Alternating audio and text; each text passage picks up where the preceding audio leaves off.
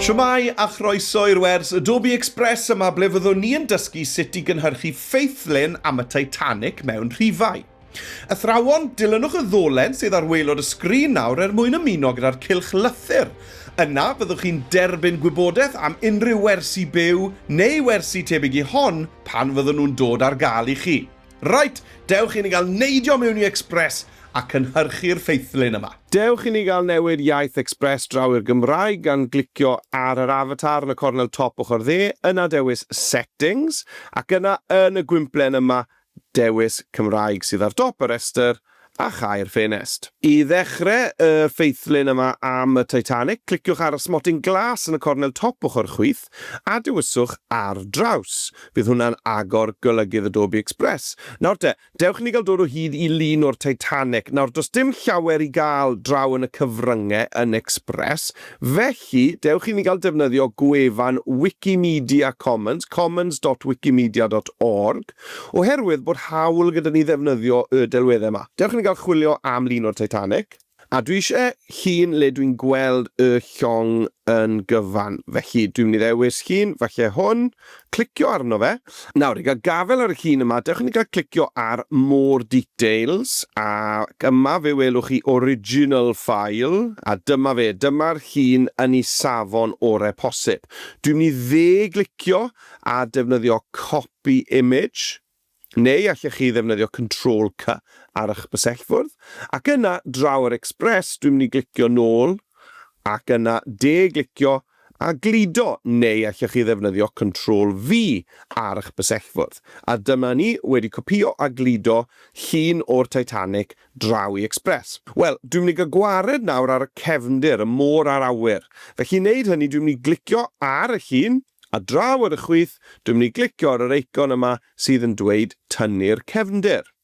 A fydd hwnna yn ein gadael ni gyda'r llong yn unig. Gwych. Right, dewch i ni gael dod o hyd i ryw fath o gefndir i hwn. Wel, dwi'n mynd i ddod draw i'r chwith, i'r elfennau, ac i fyny ar y top, dwi'n mynd i glicio ar cefndiroedd, a dewch i ni chwilio am water fan hyn. A dwi eisiau cefndir sydd yn llenwi'r dudalen, ac sydd yn dangos y dŵr, ond sydd hefyd falle ddim yn mynd â gormod o sylw i ffwrdd o'r cwch i hun. Right, dwi'n hoffi hwnna, a nawr beth ni'n eisiau gwneud yw cuddio gwaelod y cwch mwyn iddo fe edrych fel bod e yn y dŵr. Felly tro mai, ni'n mynd i fynd i'r elfennau eto, ond dewis asedau dylunio a chwilio am waves. Dwi'n meddwl am hwn fan hyn, mae hwn yn mynd i weithio'n wych. Right, nawr, dwi'n mynd i osod hwnna nawr o flaen y cwch, dod lawr o hwnna fel bod fi ddim yn gweld gwaelod y tonnau yn sgwar, a symud y Titanic i lawr, a dyna ni fel bod ni'n gweld y Titanic tu ôl y tonnau, ond o flaen y cefndir yna. Wel, dechrau gwych. Nawr allwch chi gylch droi wrth gwrs, os ych chi eisiau. Allwch chi osod y Titanic, ble bynnag i chi'n meddwl bod e'n edrych orau ar eich dyluniad chi. Dwi'n meddwl bod fi'n ei roi fe, fanna. Wel nesa, dewch i ni gael rhoi effaith ar y llun i hun. Felly cliciwch ar y llun o'r Titanic a neidiwch draw i'r effeithiau ar y chwith. A fan hyn, beth am drial un o'r effeithiau sydd da ni fan hyn? Beth am ddefnyddio effaith deilyw? Rhywbeth fel hyn, i wneud fe edrych ychydig yn fwy hen ffasiwn. Mae'n amser i fi nawr i ddechrau meddwl am y ffeithiau. Nawr, i helpu fi gyda'r ffeithiau, dwi wedi dod o hyd i wefan titanicfacts.net a dwi'n mynd i ddefnyddio ffeithiau o'r wefan yma i adeiladu'r ffeithlyn. Right, wel, yr un cyntaf dwi'n mynd i ddefnyddio felly yw cost adeiladu'r Titanic. Dyma ni 7,500,000 o ddoleri. Felly dwi'n mynd i gopio hwnna nôl draw i Express, a dwi'n mynd i ychwanegu blwch testun gan glicio'r testun ar y chwith, ac yna ychwanegu testun ar y top. A dwi'n mynd i glido hwnna mewn, Control-V, dyna fe fyna, ac yna mi eisiau fi esbonio beth yw'r rhif yma. Felly, na i roi bwlch a dash a bwlch, a na i ysgrifennu mewn fan hyn, cost adeiladu'r Titanic. Iawn, dewch i ni gael rhoi siap fel cefndir i'r testun yna. Felly, wneud hynny dwi'n mynd i glicio ar effeithiau, a dwi'n mynd i ddod lawr i'r gwaelod ble mae'n dweud siap, ond dwi'n mynd i glicio gweld y cyfan, oherwydd mae mwy o ddewis na just y 5 yma. A dwi'n mynd i edrych falle ar y rai addurniadol fan hyn, chi'n gweld? Allwch chi drial gwahanol rai allan. Ond dwi'n mynd i fynd am yr un yma, mae'n edrych fel rhyw fath o black yn dwi, ydy addas iawn i gyfnod y Titanic.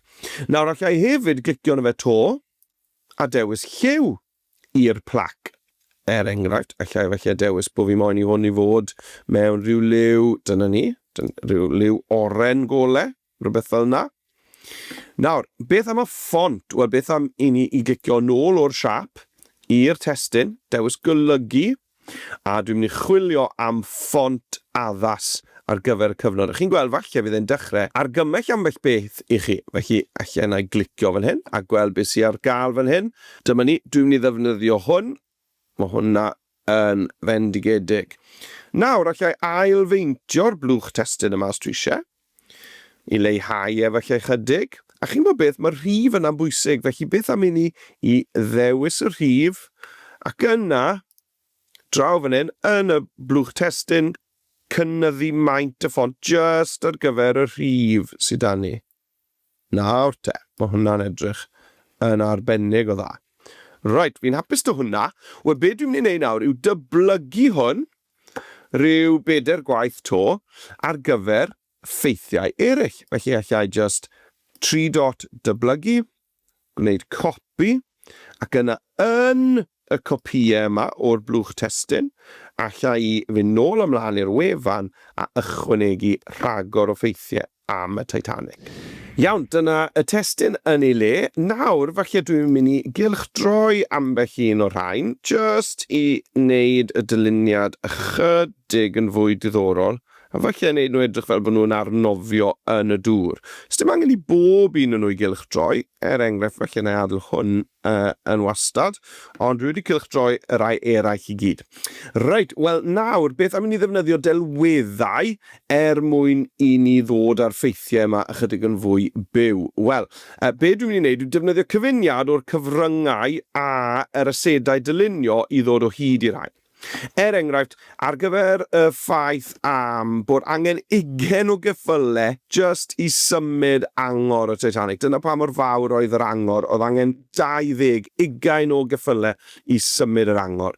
Wel, dewch i ni gael mynd i'r elfennau ac i'r asedau dylunio a chwilio am y gair anchor a gweld os na un fan hyn sydd yn siwtio. Wel, chi'n gwybod beth, mae dwi'n licio hwn, felly dwi'n mynd i glicio hwnna mewn a fe.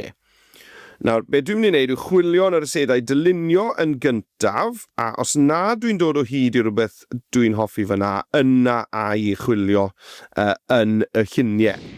Dwi yn mynd i ychwanegu teitl nawr i'r dyluniad, felly dwi'n mynd i glicio'r testyn ar y chwith, ac ar y top, ychwanegwch eich testyn, a fan hyn, chi'n gweld mae wedi cadw at yr un ffont sydd yn gret. Nawr, dwi'n mynd i deipio y Titanic mewn rhifau. A dwi'n mynd i arbrofi gyda'r cynllun testyn dynamig, dwi'n meddwl. Felly, clicio'r cynlluniau testyn, dewis dynamig, dyma ni. A beth allai wneud nawr yw, dyma ni, gwthio beth o amgylch ychydig, falle mwyn trial cael y Titanic yn fawr ar y top a wedyn y mewn rhifau yn llai. Dwi'n mynd i symud y ffaith yna o'r ffordd fel bod fi'n gallu cael yr teitl yma yn fawr fel hyn. Mae digon o le gyda fi ar y dyluniad, felly allai symud pethau o amgylch os dwi eisiau. Right, mae hwnna'n edrych yn gret. Beth am ychwanegu amlinell i'r testyn yma? Felly dwi'n mynd i ddod draw i'r chwith a cynyddu trwch yr amlinell. Ac ar gyfer lliw yr amlinell, beth am ddefnyddio yr un lliw oren efallai sydd da ni ar y ffeithiau. Dwi'n mynd i ddod draw i'r elfennau ac i fyny ar y top, dwi yn mynd i eto ddod i'r asedau dylunio, ond dwi'n mynd i sgrolio lawr i ble mae'n dweud textures a clicio gweld y cyfan. A fe welwch chi bod lot o wahanol ddewisiadau fan hyn. Ond, os na i sgrolio lawr, mae yna un fan hyn o'r enw paper. Felly, eto na i ddewis gweld y cyfan. A dwi'n mynd i fynd trwyddo'r rhain a dod o hyd, dwi'n meddwl, i ryw fath o effaith cool. Dwi'n hoffi hwn, sydd wedi plygu fyny, felly dwi'n mynd i glicio'r hwnna. A dyma fe fan hyn. A be dwi'n mynd i wneud nawr gyda yr effaith yma yw i droi o amgylch. A dwi'n mynd i lenwi y dudalen gyda'r gwead papur wedi plygu yma. Bod fi'n hoffi fe, dwi'n meddwl bod e chydig bach yn rhy gryf, felly dwi yn mynd i ddod draw i'r chwith, i'r anrhyloiwedd. A dwi'n mynd i ddod â anrhyloiwedd yr effaith papur yma'r holl ffordd lawr i ddim byd, felly dwi ddim yn gweld o gwbl. Ac yna'n ara deg, dwi'n mynd i ddod nôl lan o hwnna, a stop pan dwi'n hapus gyda'r effaith. A dyna gyd oedd angen arna i oedd tua gymaint a hynny. A dyna ni wedi creu ffeithlyn y Titanic mewn rhifau. Dewch i ni gael rhoi enw i'n ffeil sydd wedi bod yn arbed yr holl amser. Ac os hoffech chi argraffu hwn, allwch chi lawrlwytho fe gan glicio ar y botwm lawrlwytho, a felly dewis PDF os ych chi'n mynd i argraffu. Neu fel arall, allwch chi glicio rhannu.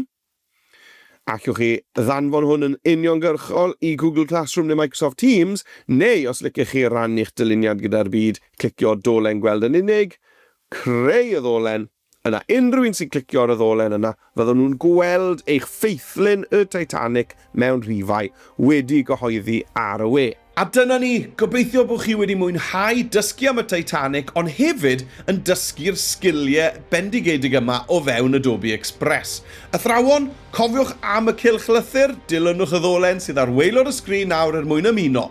Ond am nawr, hwyl am y tro, welai chi yn y wers nesaf.